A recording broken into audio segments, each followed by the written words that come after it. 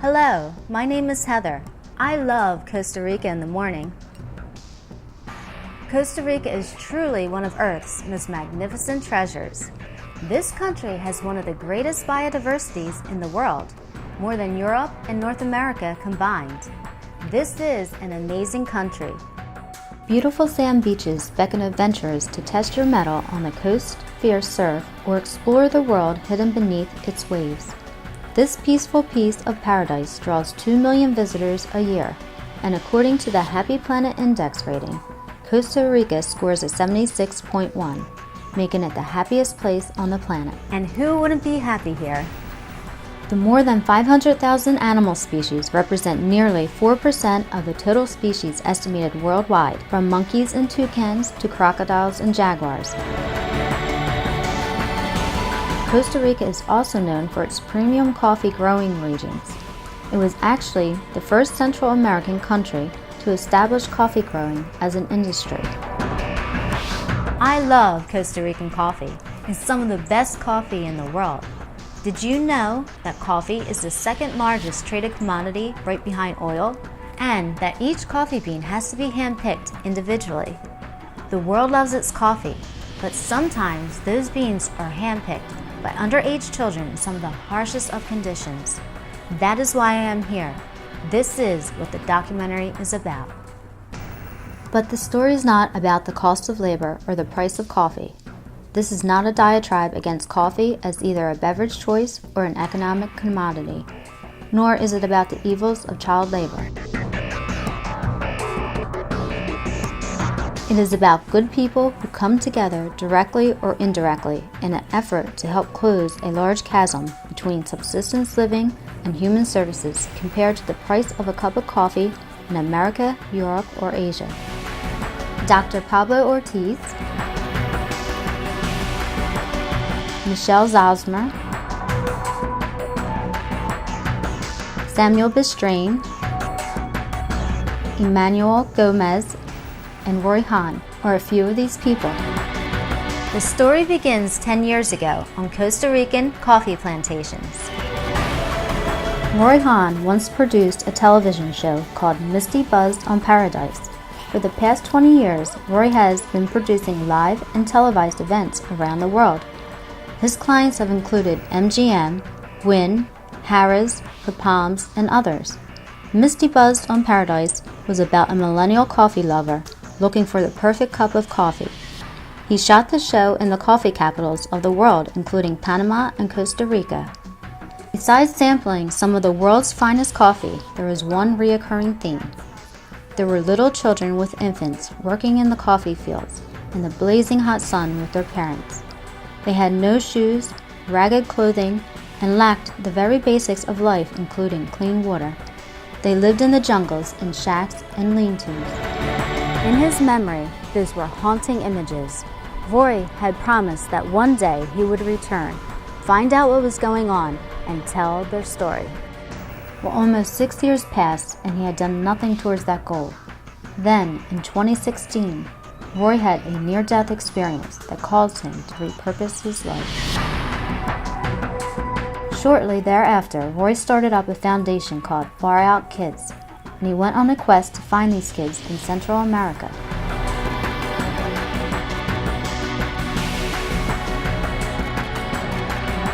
It was a wonderful quest of discovery for him, and he learned that sometimes by just doing the things you love or just doing your job, you can change the world. Or, as this story goes, start a small revolution. And this revolution helped Costa Rica go from one of the worst child labor countries to one of the best in the world. And that revolution will manifest into new miracles every day. Now that's a great story, right? Good people causing a revolution that changed child labor conditions. Hello again. My name is Heather with Far Out Kids. Let's start from the beginning. Remember, Roy promised to return to Costa Rica, find those children, and tell their story. After about a week searching, he found an obscure article in Femme World View. Femme World View was an online publication that featured top women photographers around the world. It was published by Maggie Gray. It was about amazing women with amazing pictures. In that same article in FemWorld View, Vori was introduced to Dr. Pablo Ortiz, who is known as the Treasure of San Vito. As it turns out, Dr. Ortiz has been a steward of these kids and their families for over 30 years. In the Coto Bruce area, he is everything to everybody. This is, I usually say our house. I talk in plural because usually we have many people in the house. This is part of the property. We are located in the county of San Vito, Coto Bruce, in the southern part of Costa Rica, and in the middle of, let's say, in the middle of the jungle. You can actually see right now we have white-faced monkeys in the surroundings, and they come here to eat bananas and eggs, steal eggs from the kitchen and so on. I would like you to go into the house, and I will show you what we have in the house. This is one big table, as you can see, and usually we have students coming from. We have from many parts of the world. Usually we have at least 4 Costa Rican medical students in the house, plus many Americans doing their elective, which is 1 month, or European students, also medical students, all of them, staying in the house for 2.5 months. Usually, if they don't speak Spanish, they go to Spanish lessons 2 hours or 3 hours a day, and they stay in the house, go to the clinics, talk to the doctors, look at a different approach to medicine. We work mostly in promotion and prevention. Over the years, he has opened up his home in San Vito to hundreds of medical students and interns to live, study, work in the clinics, and provide services and care to the children and their families. His spacious open-air home can house up to 20 students and interns. It also has classrooms and dorm-like facilities. It is like Grey's Anatomy in the jungle. So, as the story continues, Rory has found Michelle, Dr. Ortiz, and the children on the web, but he has not yet met them. So we called Dr. Ortiz in San Vito to tell him about this project. And Dr. Ortiz invites us to come to Costa Rica and San Vito to meet him and the children. So, Roy, Lillian, Dave, and I packed our bags and we were off to Costa Rica and Central America. Costa Rica is so beautiful. Before we met with Dr. Ortiz, we had a little time to see the sights.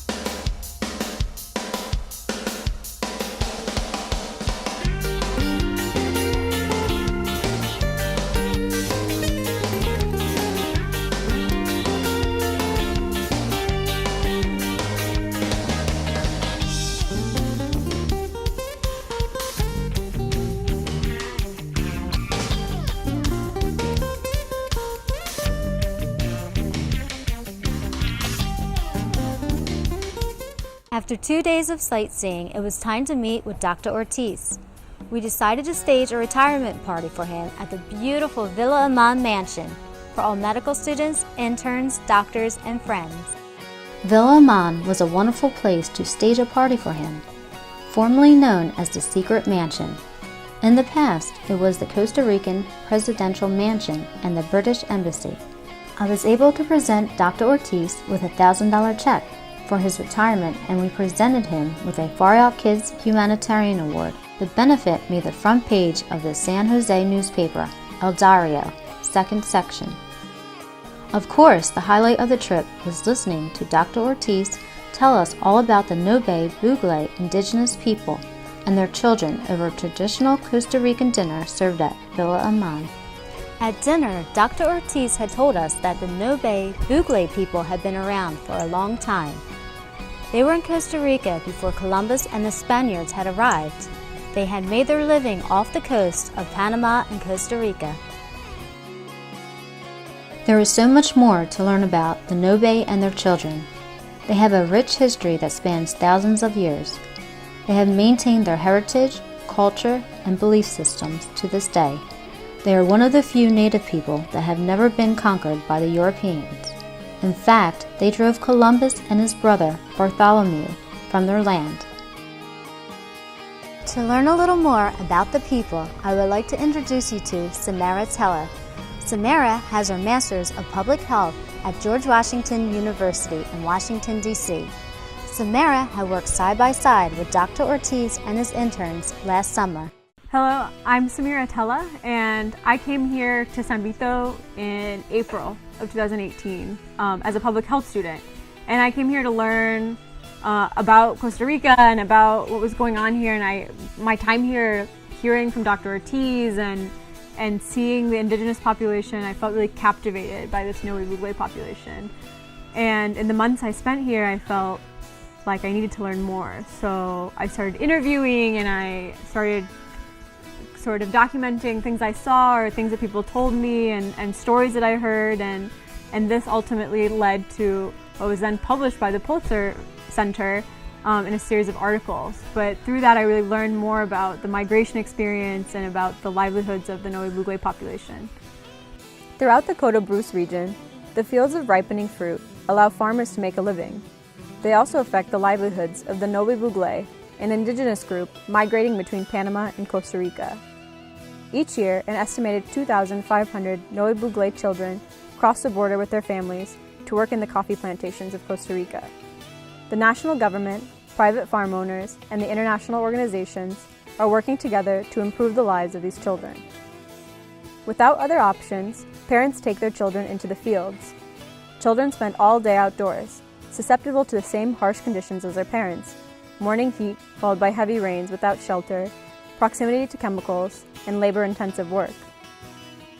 Mothers can often be seen carrying babies in traditional woven carriers called chakras on their backs as they pick coffee, or older children may care for younger ones.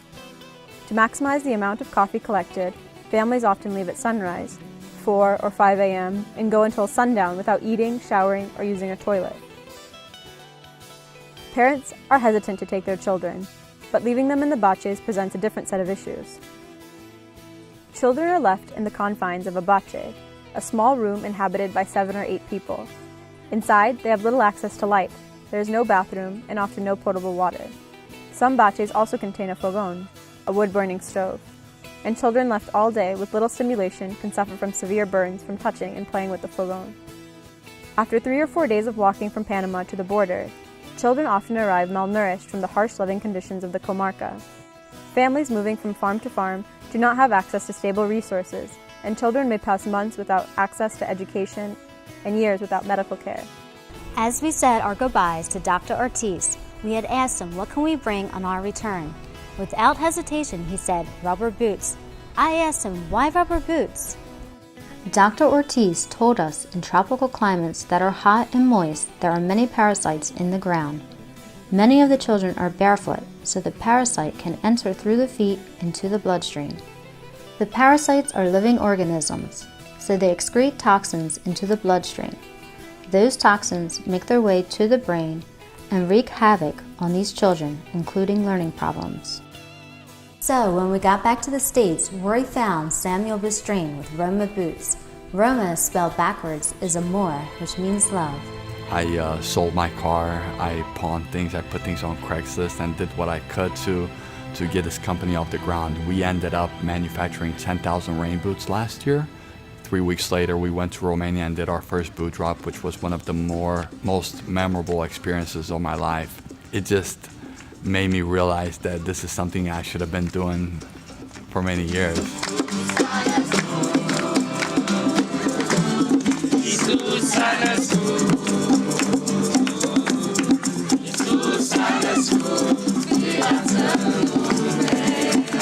We want to be able to recreate the same experience for children throughout Eastern Europe and eventually around the world. And more importantly, we really want to help them get an education, and so they'll be able to break out of the cycle of poverty and give back in different ways themselves.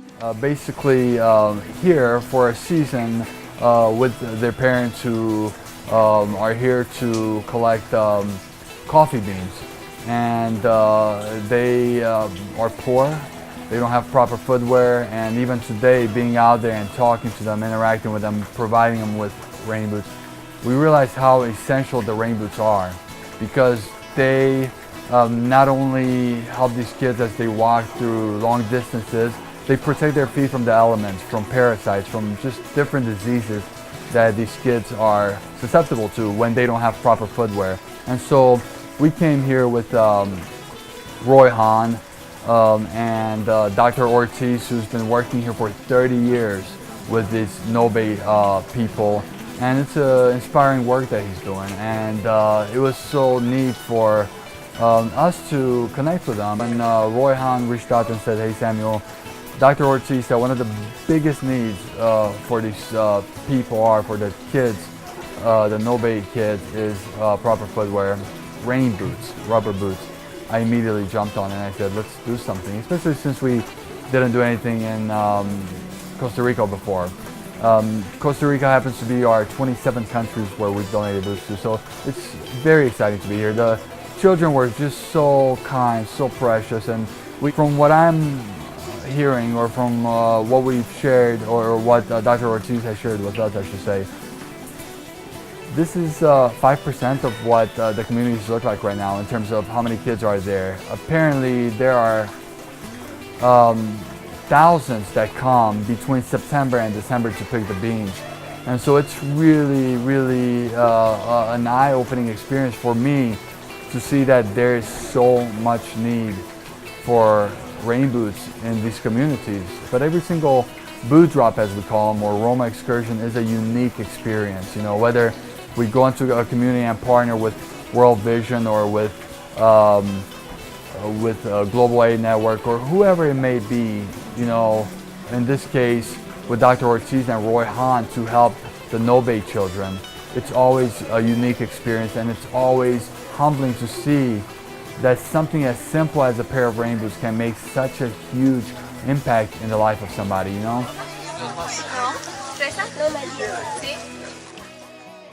Now you have met Dr. Ortiz, Samuel Bistrain, and Samara Tella.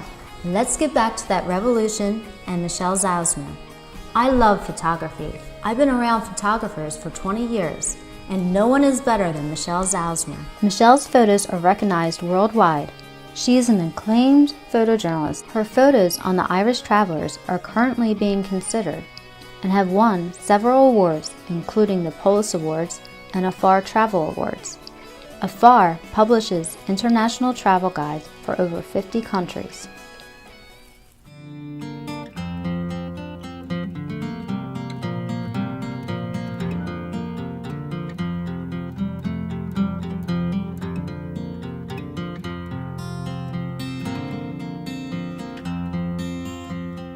Here's another sampling of her amazing pictures.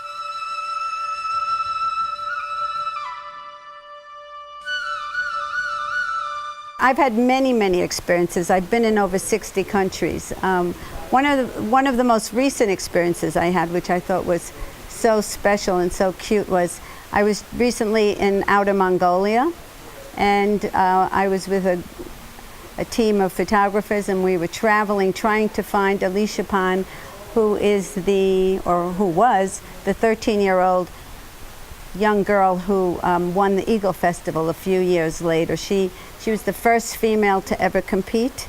My feeling was she was the first female to compete, and she actually won over all the older eagle falconers, eagle hunters. So it was quite a scene. And we went back several years later to find her. At this time she was, it was not the festival, so she was at her home. It took us hours. We left very early in the morning. It must have taken us maybe 3 hours in this bumpy road, and I couldn't even tell you where we were. And when we finally got there, we were so excited to finally find her house. We were asking people along the way, who knows where Alicia Pan and her family live, and they kept directing us. You know, we just had to wait because she had to finish milking the cows. So this is the real thing, and this is how people live. In Costa Rica, when I came here, I had no idea what I was going to find, and I was just so taken by these little children with these heavy baskets around them. I really believe that they think they're having fun, but I would have preferred to see them in my perfect world, in school, getting educated, running around, playing games, breaking this cycle of poverty. And that's what I see whenever I travel. That's what I like to come back. I want people to understand that even though we're different in skin color or traditions or beliefs, in essence, in our spirit, I believe that we're all the same. Isn't she fantastic? So back to our story. How did this gifted photographer from the Bronx hook up with this Costa Rican, Russian-trained rural doctor in the Costa Rican jungle? They were two worlds apart. Michelle and Dr. Ortiz had met in San Vito in 2013. As it turns out, one of Michelle's family members was doing a medical intern rotation with Dr. Ortiz. She told Dr. Ortiz about Michelle, and he invited her down to photograph his medical clinics and follow the interns around. After a long day, Michelle and Dr. Ortiz were driving back. All of a sudden, he slammed on the brakes and told her to follow him. She was not aware of what was going on. He told her that this was a great opportunity for her because at that time the families would hide the children in the fields because of the strict labor laws. Dr. Ortiz did not want the children in the coffee fields, so they decided that Michelle would go alone with a medical student to interpret. She walked for days in the coffee field, and that's when she photographed the children of the coffee. 5 years later, at an awards party honoring Michelle in San Vito, Dr. Ortiz reveals the impact of those pictures and how the small revolution began. Pablo allowed me to come here. He's always been so gracious and helped me go through the coffee fields and find all these children, which was a surprise to me and very moving and life-changing. And that's why I had to go back and tell the story. But then you Googled me, and it's just so interesting how it all came together. I think that's really a great story. Every time you come down, there's something new, and what you have been doing, I think, is marvelous and great. Not only the pictures, but the way it has been published, all the pictures that you have been taking about the children of the coffee.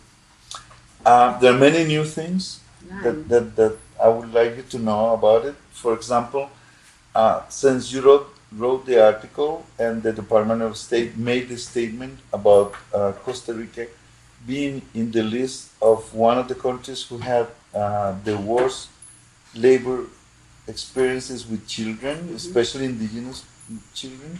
So there is an institution here in the country in charge of trading with coffee, which is called Instituto del Café, el ICAFé, Instituto Costarricense del Café.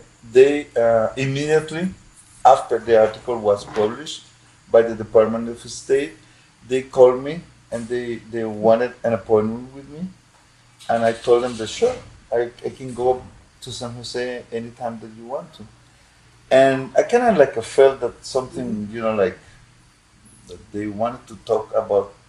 And they said like, no, don't worry, Dr. Ortiz, we will go down to San Vito, which was for me was like a surprise, the manager of this big institution coming down to San Vito just to talk to me, and they said like, this is something going on. So they actually came down. They were, at the beginning, they were very rough with me, like talking, like complaining. Aggressive, really? Aggressive.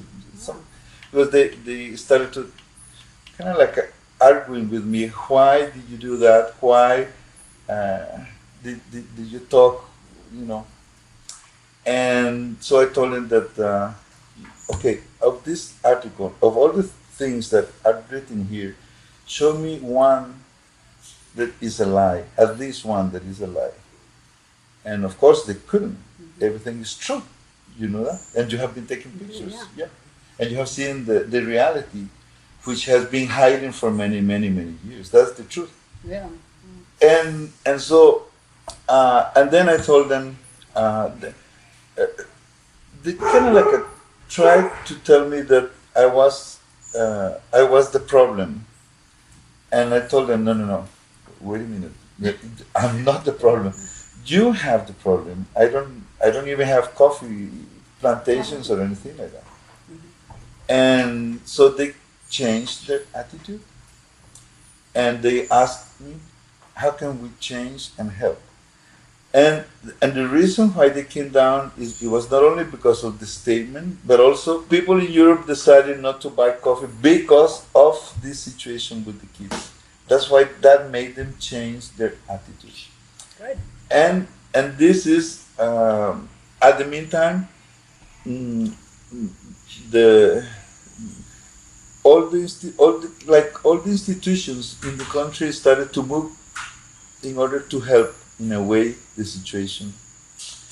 And so we came up with this idea that is called Casas de la Alegría. In translation, that is houses of happiness, houses of joy, and it is like daycare centers, but the innovation is that it's only for indigenous kids at the beginning, and the places are in private land because the landowners have to give the lot in order to build the infrastructure. On the land of the coffee fields? Yes. So that's what they are putting in. Mm-hmm. And also in some cases they themselves started to build this, you will see them, these infrastructures, and in order to have the kids at least safely during the day when the parents are picking coffee. Mm-hmm. Right now we have up to 17 last year. And last year, Michelle, we had 654 kids in this house. You, I'm so happy. No, thanks a lot for you. I'm really overwhelmed. I had no idea. Oh. I mean, when you invited me to come here to document your work, I never even expected to find these children. So I thank you for sending me out there with medical students who didn't know who we were, and we were traipsing through those fields and found all those children. So it was heartbreaking to me. Yes, of course. I had to show, just how they were working and how they were living. It just inhuman. I remember talking with you about nobody's taking care of how much weight they had to carry. Oh remember my God, that? those little girls with those baskets on their waist. I couldn't lift it, and I'm strong. I know, I just had never seen that before. I've read about it, I've heard about it, but not really seen it with my own eyes. Yes. The problem, I think, is that this situation has been covered by everybody. Nobody wants to see the reality in these conditions. And I think it's the other way around. In order to change things, you have to talk about and open them up and show them. I agree. And that's what the images do. And you can't deny it. There's no way to deny it. Images are so powerful. Dr. Ortiz, we're wrapping up today, and I just wanted to thank you for all your hospitality. It's been a wonderful week. We've learned so much. We were with Michelle, and how her pictures created a little chaos within the government and so on, and that the program, the Casa de Alegría program, expanded greatly since then, and with a little more ease. You didn't have the difficulty. And I'm sure that Emmanuel has been the driving force behind that. We've watched him operate this week, and he has such a command of the program. And actually, Roy, thanks to you for coming down and visiting us. It is always a pleasure to have you here. Thank you very much. Welcome. I appreciate it. And actually, yes, you are right. The program started, like the bomb exploded when Michelle took the pictures of the kids working in the fields and the conditions that they were working in. That was the beginning of something. People were not convinced. People didn't want to see the reality. Still, United Nations offices like UNICEF and International Migration Office in San Jose also believe in us and they help us. We started opening 4 houses of Alegría, I think 4 years ago. That was in 2014? Okay, great, yeah, right.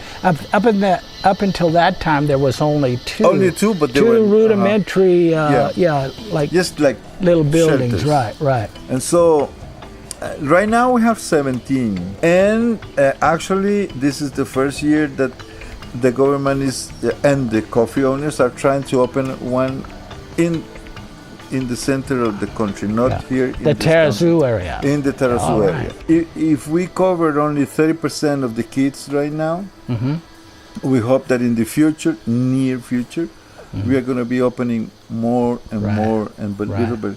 Now we have to think about their education. Right. And what is going to happen with these kids in the future.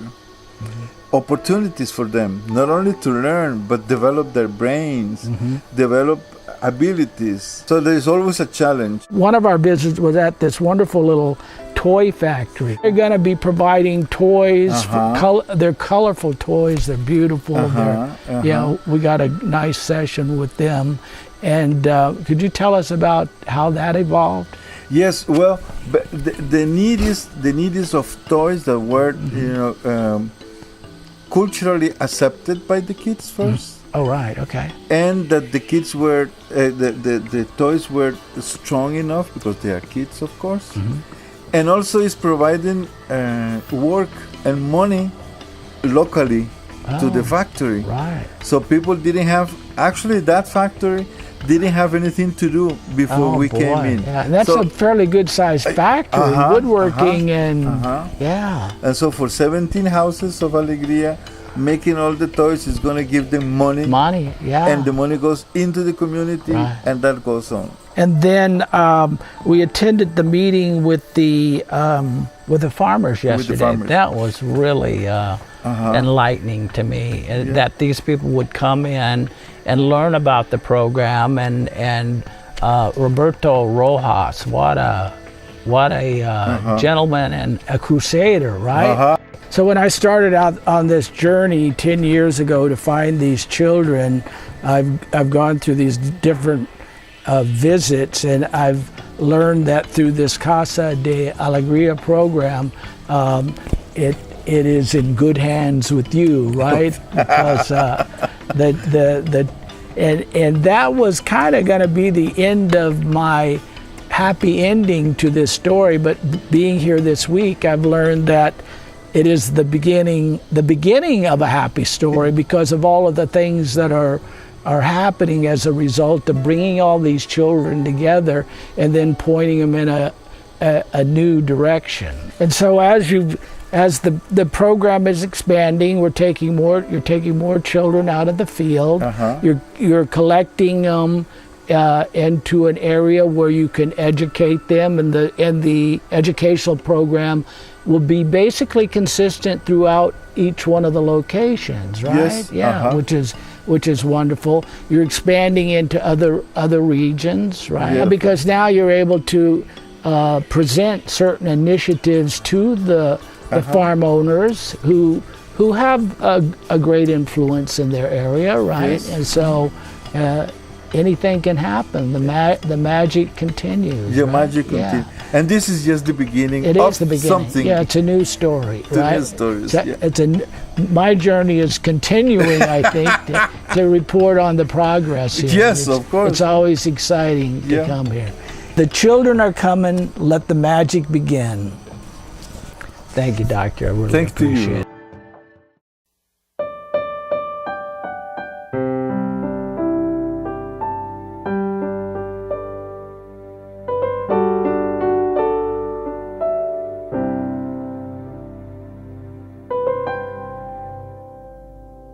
Hope is just around the bend. Open up your heart from within and say goodbye to sleepless nights of restless dreams that end in fright. Pleasant dreams and sleep tight and dream. where the sun always shines on your circle of friends. The children are coming, whole world is humming. Let the magic begin. Let the magic begin, my friend. 'Cause the children are just round the bend.